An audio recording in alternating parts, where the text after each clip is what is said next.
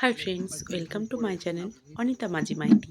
আজ আমি তোমাদের সঙ্গে মাটির হাঁড়ি ছাড়াই মাটির উনুনে কীভাবে স্টিলের হাঁড়িতেই হাঁড়ি চিকেন করা হয় তার রেসিপি শেয়ার করব। তো দেখো, সেই মতো মাংসটাকে ভালো করে ম্যারিনেট করে নেব।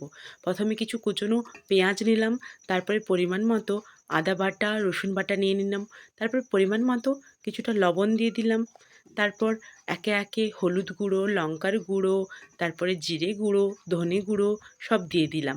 এবার পরিমাণ মতো কিছুটা চেরা কাঁচা লঙ্কা দিয়ে দিলাম ঝালের জন্য।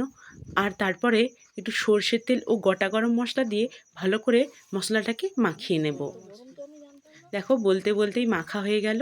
এবার আগে থেকে ধুয়ে রাখা কাঁচা মাংসগুলো সব দিয়ে দেব, দিয়ে একসঙ্গে ভালো করে মেখে নেব অনেকটা সর্ষের তেল দিয়ে।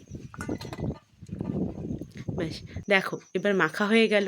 মাখার পরে আমরা কিছু ছোট পেঁয়াজ আর ছোট টমেটো দিয়ে দিলাম।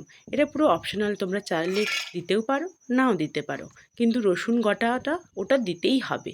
এটা না দিলে এর টেস্ট ভালো আসবে না।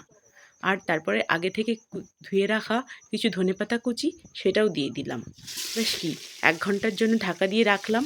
তারপরে 1 ঘন্টা পরে হাঁড়িতে অনেকটা পরিমাণে সরষের তেল গরম করে তাতে পুরো ম্যারিনেট করা মাংসটা দিয়ে দিলাম, দিয়ে ধিমি আঁচে ঢাকা দিয়ে রাখলাম। আর যেহেতু আমরা বাঙালি বস, তাই আলু ছাড়া চলে না, তাই কিছুটা পরিমাণে আলুও ভেজে রাখা দিয়ে দিলাম। তারপরে আবার অল্প আঁচে ঢাকা দিয়ে ভালো করে রেখে দিলাম।